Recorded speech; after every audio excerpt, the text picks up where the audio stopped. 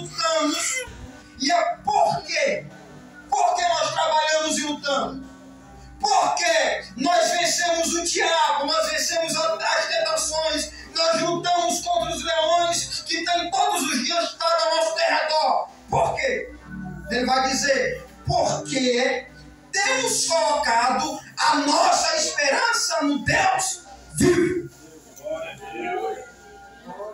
Paulo está dizendo, a nossa esperança não está num Deus morto.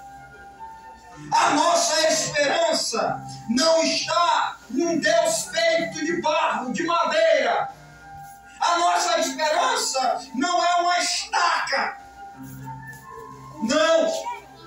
A nossa esperança não está nas paixões do mundo. Não está nos prazeres dessa terra. A nossa esperança não está nos bens materiais, não está no dinheiro, não está numa vida próspera. Não.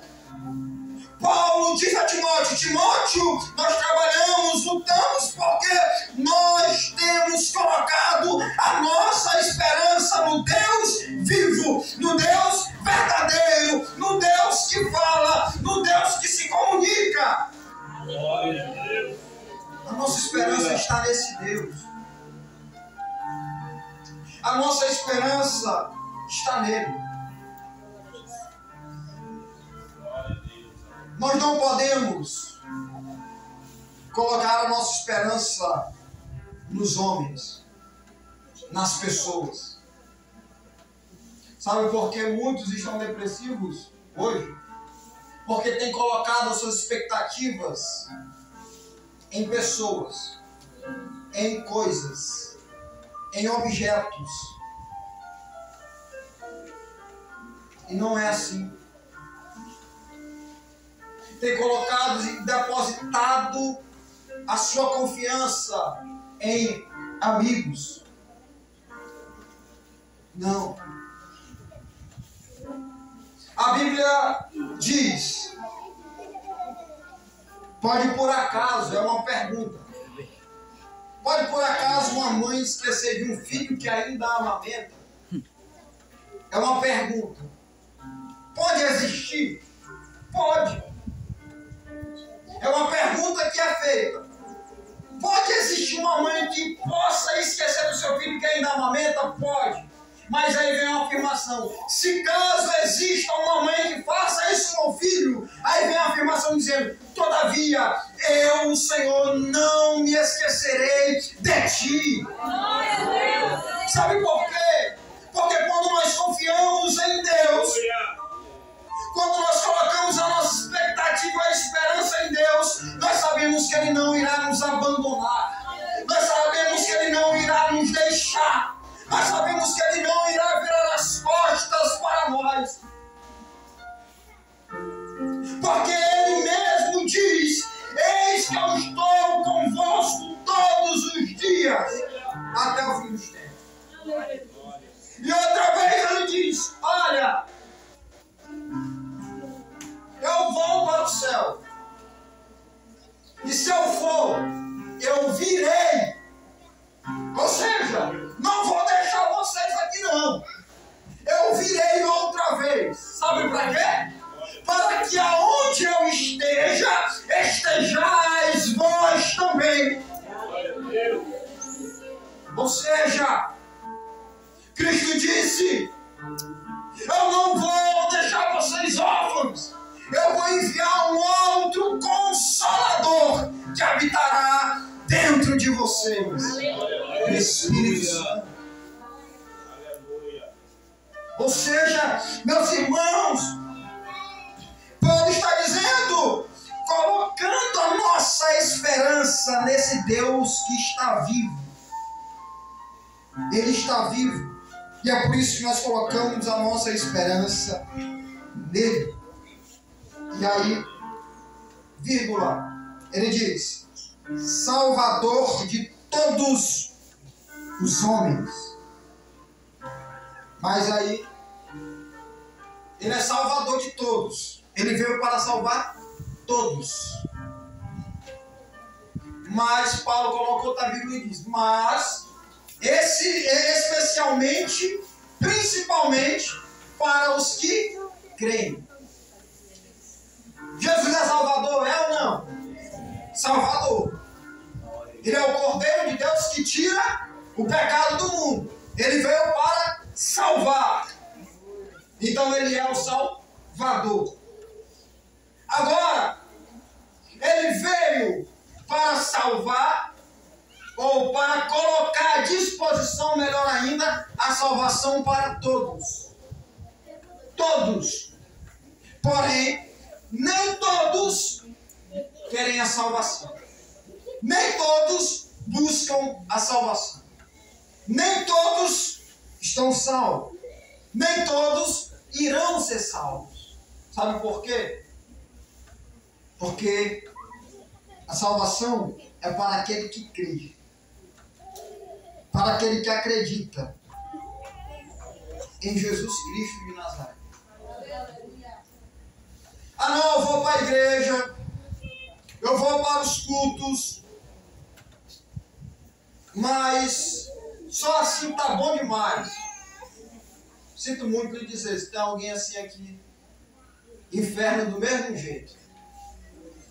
Ah não, eu pratico boas obras, eu ajudo os órfãos, eu faço doações, eu pratico obras carentes. Aceitou Jesus? Não. É o que, Josenir? Inferno mesmo. Fogo. A salvação é para, Paulo diz, os que creem em Cristo Jesus. Irmãos, não há salvação fora de Cristo. Não há salvação só praticando obras. Não há salvação só fazendo ação social. Cristo diz, eu sou o caminho, João 14, a verdade e a vida. Ninguém vem ao Pai a não ser por mim. João de número 15, eu sou a videira verdadeira. João 6, eu sou o pão da vida descido do céu. João 1, 29, eu sou o Cordeiro de Deus que tira o pecado do mundo. Ou seja, é só nele. É só ele. Só ele salva. Só ele perdoa pecados. Só ele santifica. Só ele justifica. Paulo diz em Romanos 8, nenhuma condenação há para aqueles que estão em Cristo Jesus, que não vivem segundo a carne, mas segundo o Espírito. Não há condenação para quem está em Cristo. Mas todos aqueles que vivem fora de Cristo, que não lhe aceitarem, ou que não lhe aceitaram, condenação, julgamento. Mas Paulo continua. Verso de número 11. Como é que diz? 11 e 12. Todas as coisas que ensinas, Deus expressa a tua mocidade. Você é dos fiéis. A Espírito, a fé, a pureza. No verso 12 foi o versículo que nós lemos. Aí Paulo diz a Timóteo. Paulo já deu uma grande instrução a Timóteo.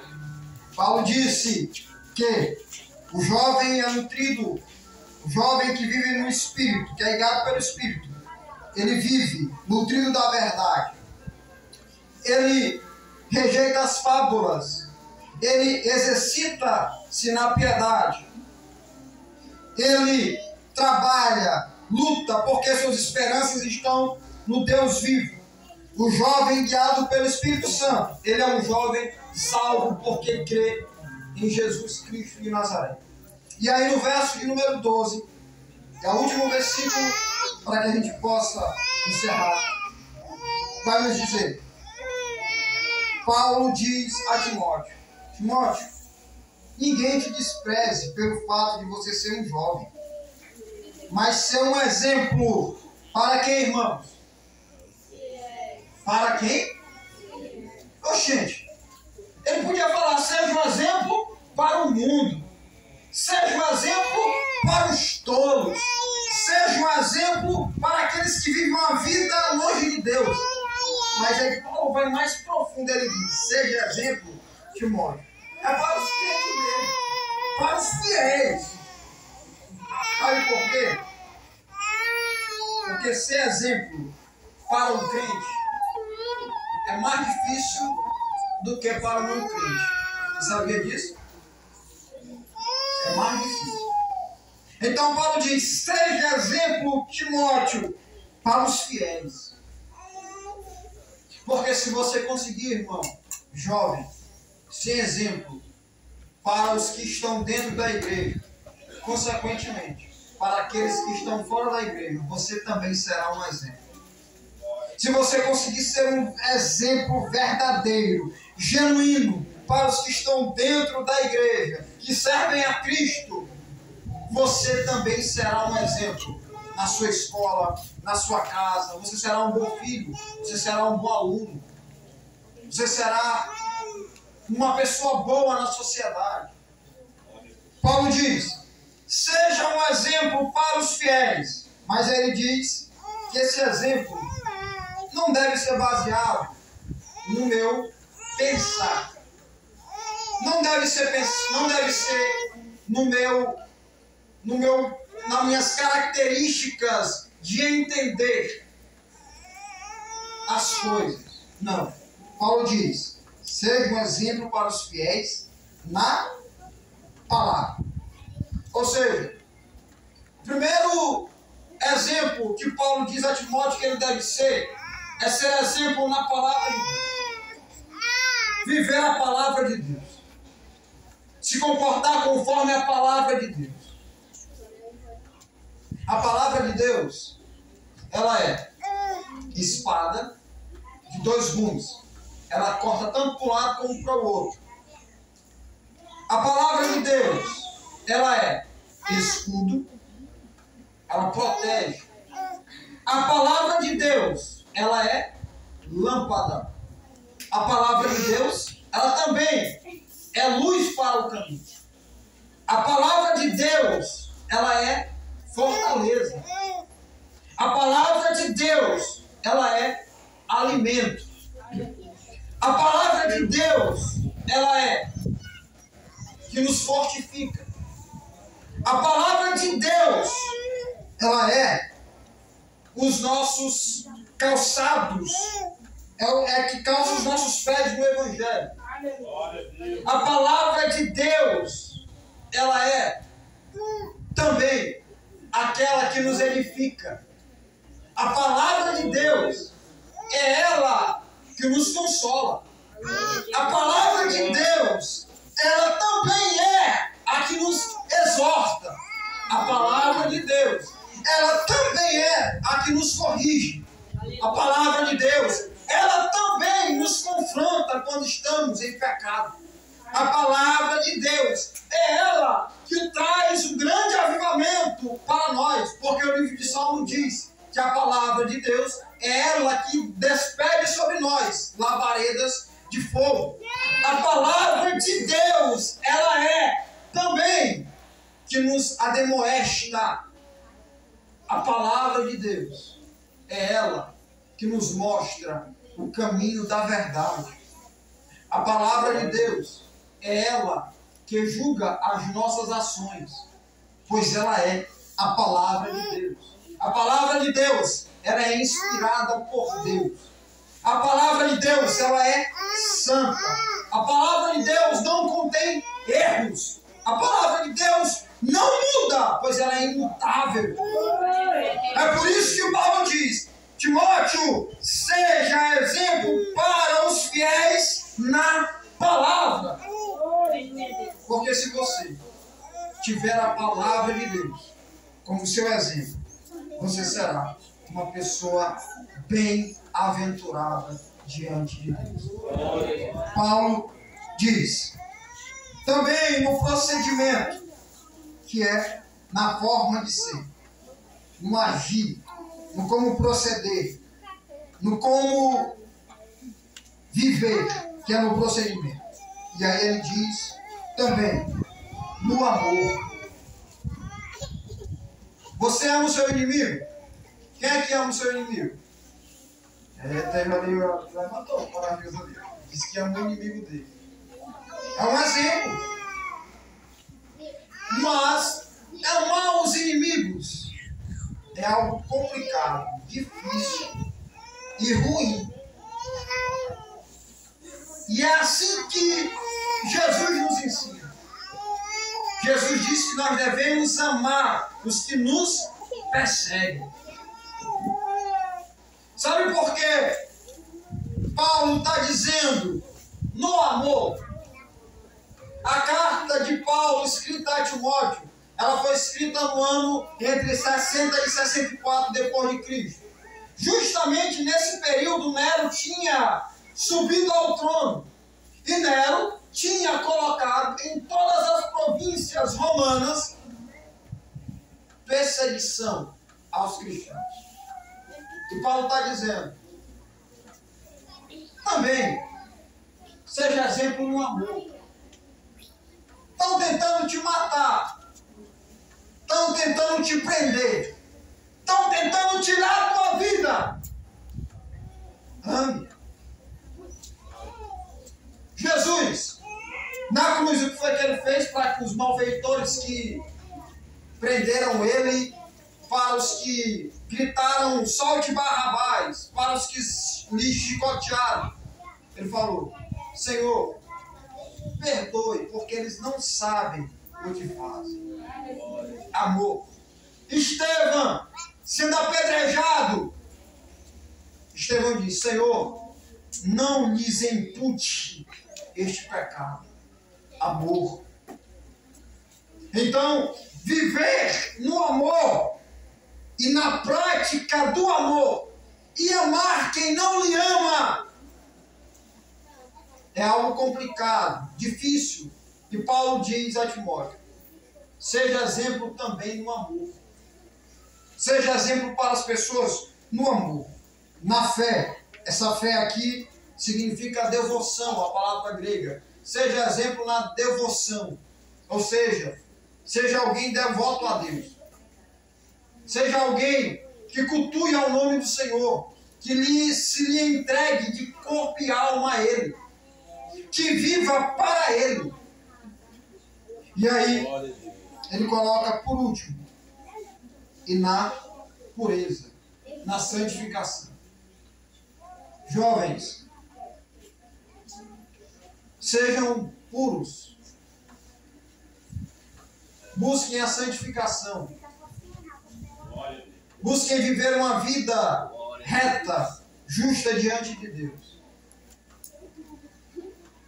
Meus irmãos, se tem alguém que não deveria estar aqui pregando hoje, era eu. Sabe por quê? Se tinha alguém terrível na igreja, era eu. Se você pensar em algo terrível na igreja, você acha que é terrível você meter um chute na porta de uma igreja? Acha isso terrível? Sim ou não? Sim. Já fiz. Você acha terrível levar um alicate dentro do bolso da sua casa para chegar na igreja e cortar a mangueira do bebedouro e deixar derramando? Acha isso terrível? Sim. Já fiz. Você acha terrível pintar a sua mão de tinta e sair tacando nas paredes da igreja após a igreja ser toda pintada? Acha? Já fiz.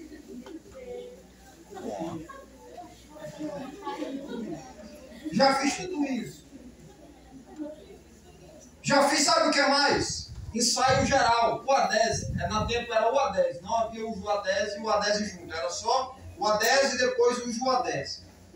No ensaio geral da UADESE, chegava lá, pá, desligava a chave geral do tempo central. Pum, dá pra pagar. Já fiz isso. Já fiz líderes de adolescentes entregarem um cargo para o pastor Raifran chorando. Rafaela, do pastor Jonathan. Ela disse: pastor, eu não aguento mais liderar os adolescentes do Tempo Central por conta do Gabriel. Toda vez que eu venho para cá, para os ensaios, eu saio daqui com minha pressão alta por conta dele, isso está me prejudicando.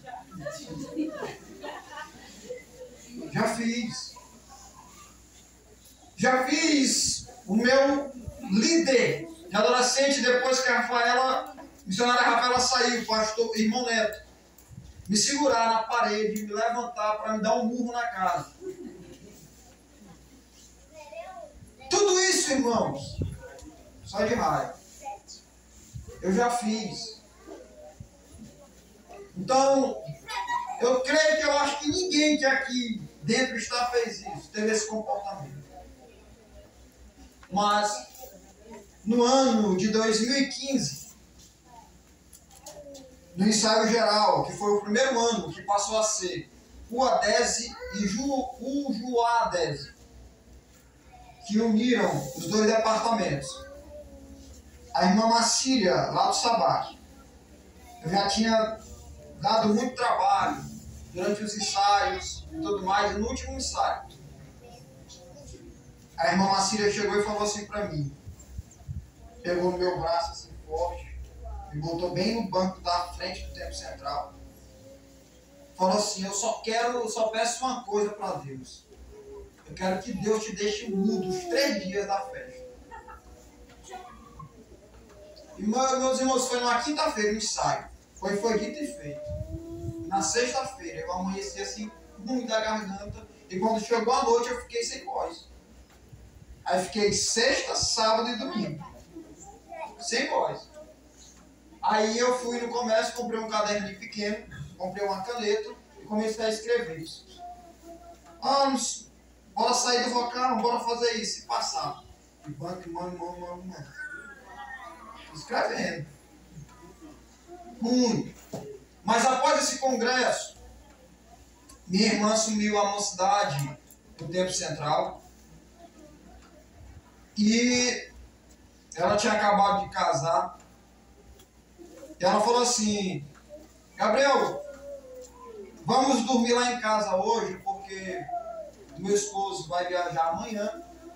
E eu não quero ficar só esses dias em casa. Ela me disse isso na quarta-feira de manhã. A gente morava ali no bairro Mercado Central,